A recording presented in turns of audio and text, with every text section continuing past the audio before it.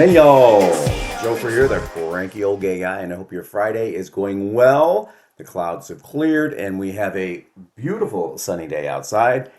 Still kind of chilly, hence the shirt, but I'm sure it'll warm up when I start talking to you. Today we are going to discuss technology, primarily the learning curve to learn such technologies and how they make me cranky.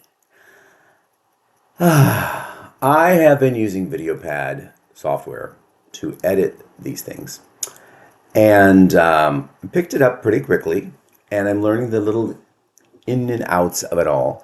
But things that should be second nature, like when you take a picture or a video and someone holds up, let's say, a book cover, when you see it, the book cover is spelled backwards because you're seeing the opposite reflection.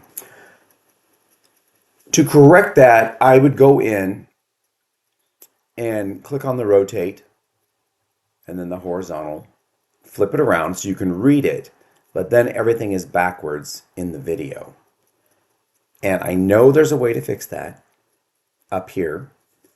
I just haven't figured it out. And it's not like VideoPad has a training manual or anything. There are training videos which go through different little parts of it, but I didn't see anything on this. So that is not only frustrating, but when I'm trying to get something done and I just need to fix it, and it takes me 35 or 40 minutes to realize I don't know how to fix it and I don't know what to push, I get cranky. Cranky, kind of like hangry when you want a Snickers bar because you're hungry. But I haven't had a Snickers bar in ages. Boy, those were the days, weren't they? We're off subject again, believe it or not. Another thing I've been playing with is Suno.com, which is an AI music generator, and it will generate a song for you if you give it an idea, like a boy in a field smoking weed, waiting for his boyfriend to show up and sweep him off his feet. They'll come out with a 3-minute song, and that will be in it, but there'll be a lot of other stuff that you might not want in there as well. I don't know, maybe they'll make him bisexual and he's waiting for a girl too. Who knows? And you never know. And let's say you want to go back and change the lyrics a little bit. You can copy the lyrics and paste them back in and go in and make your changes. But it's going to be different music. It doesn't come back with the music that you had before. And I think it should, because if you want to tweak a word or a phrase because you don't like the way it's sung, you should be able to change that. But again, I haven't figured out how to do it because every time I hit create, the AI generates something entirely new and different. And when I say new and different, it's not necessarily new because I'm picking up a lot of the same runs and everything in different songs. And the vocals, some vocals are the same. If they use the same voice, they'll do the same vocal. And it's limited, but it should be unlimited because they're stealing from the world. So you should have lots and lots of choices. I don't know how to fix that, and that gets really frustrating as well. As does when I've got everything set out in a timeline in the editor. And I know this is going to be really boring for all of you who don't play with software or edit on a computer, but I lay everything out in a timeline, and let's say I want to go back and insert something, or, well, inserting, you put it in, it just pushes everything aside, so that's fine. Let's say I want to cut something. It doesn't squish it back together, and I have to drag, or I have to, think, shift, click, click, shift, and then drag to get it together. But in the past, I've been able to get a block for all tracks and all audio to move together. But I'm telling you, this last video, the one about porn, lack of porn, there are like 50 cuts in that intro and outro per piece. I mean, there's like 50 different sequences of bounce, bounce.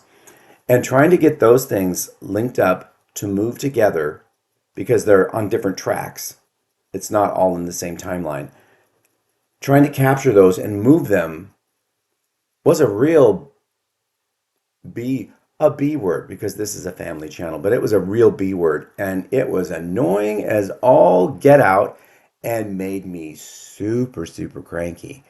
And that's the learning curve I'm talking about because it's not like someone standing in front of you and I can say, hey, how do you do this? And it tells you. And I certainly don't ask AI that question because they'll come up with something that's totally nothing to do with this piece of software at all. And I've tried to use the chat in VideoPad to get answers, but unless it's an answer that they've already filled out, yeah, it's not there. So that's why sometimes these videos take a long time and they don't hit until 9 o'clock at night. I try to get them done in the morning and schedule them to hit around 11. That gives the reel I put out ahead of time on Instagram and Facebook time to let people see it so they know what's coming. Other times I don't finish it in the morning and I have to leave, and then I come back in the evening and put it together.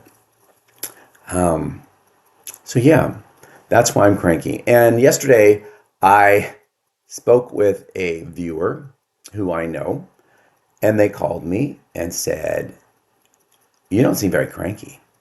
Well, let me tell you, you're not with me 24 hours a day because some people would say I get BE. There again, I'm cleaning things up, or frustrated. That's the kind of crank I'm talking about. I don't want to be the cranky old man who yells at kids to get off their lawn because that's a 24-hour job and it just saps all your strength. So instead, I choose to get cranky about specific things, maybe once or twice a day, and then I try to use them in the video to bring attention to a subject that needs to be remedied. And in this case, it's the learning curve on new technology. In past situations, I would buy a computer. This is 30 years ago. And they would come with a manual. So if you have a question, you can go to the index and you look it up, or it'll lead you step by step how to do something, especially with programming. Oh, you do this and this and this. And it's like, oh, how easy. But now with new software, since it's international, most of it, they don't even use words on a lot of stuff. They'll just use icons. Even YouTube does this. If you open the Creator Studio on your phone, there are no words to tell you what these icons mean. You have to hover over them and wait for them to pop up with a word. So it's not just second nature. And the symbols, most of them mean nothing. I mean, what is this? I don't know. It's not like a picture of a house or a picture of a shopping bag or a picture of a comment box or anything like that. In fact, I think comments looks more like a scroll and an open scroll. Anyhow, that's what I've been frustrated about yesterday and this morning. And that's what this video is about. And that's it. We're coming to the end of the video today because it's short. But it did get hot, didn't it? Oh. And this is so I don't get a lot of feedback from you guys for forgetting to do that.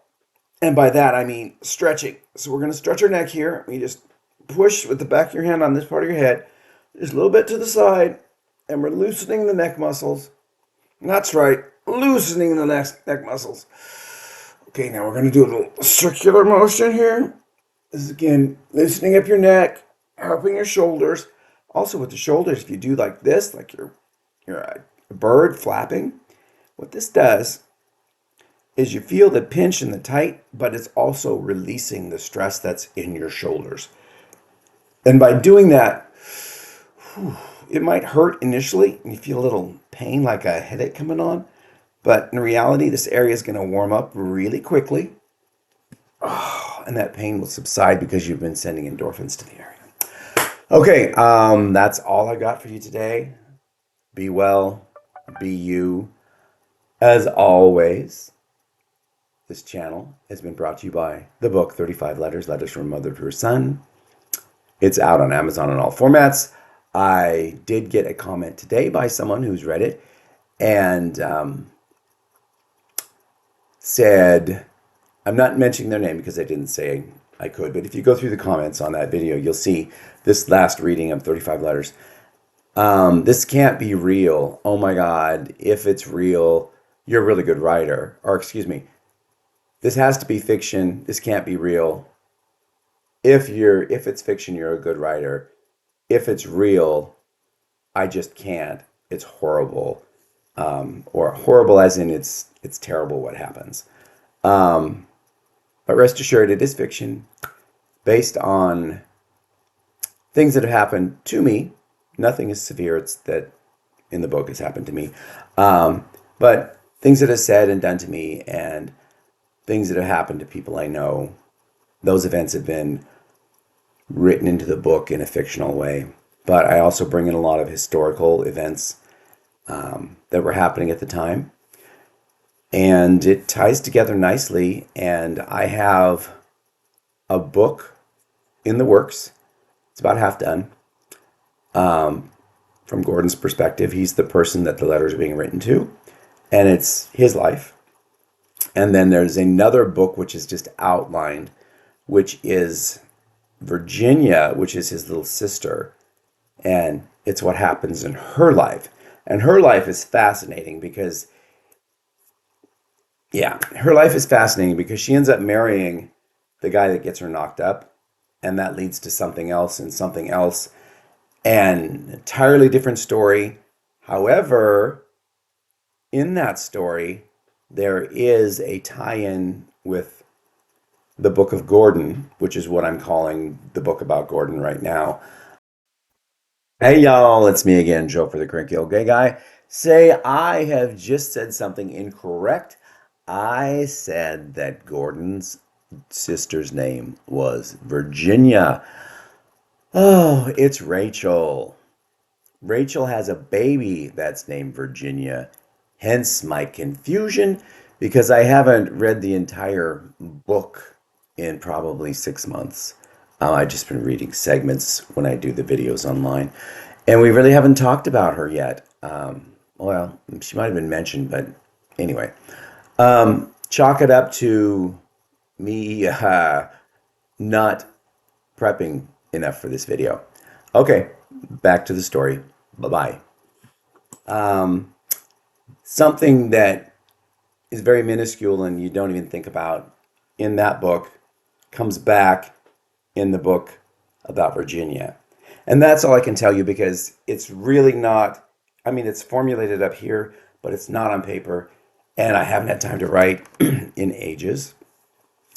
And I really need to get that Book of Gordon done because it is a tomb. I'm telling you, it's too big. I might have to break it in two pieces because, yeah, it's his life from childhood all the way to like age 72 or 73.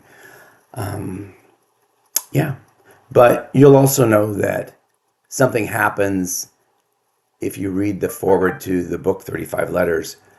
You'll know that Gordon's life takes a major turn somewhere after the 35 Letters stops. And that's all the clues I'm going to give you. All right. Have a good day, guys, gals, viewers. I will talk to y'all another time. I don't have a shout out today, so I guess I'm going to shout out to all of you and say thank you for watching and helping build the growth of this channel. I think I need another 1,000 hours of viewing time of people actually, even if you're just viewing it for 2 or 3 minutes. The longer you let it run, the more it counts, the higher it'll punch me up in the algorithm, which will bring in more eyes. And the more eyes, the more chance of subscribers. The more subscribers, the more I would get paid once this is monetized. And again, I've met all of the requirements for monetization except the viewing hours. I'm right around 2,000 right now, and you need 3,000. So that's where that stands. And yeah, I think that's it for now. Have a good weekend if I don't hear from you or you don't hear from me this weekend, but you will because I'll come on tomorrow and the next day. All right. Bye.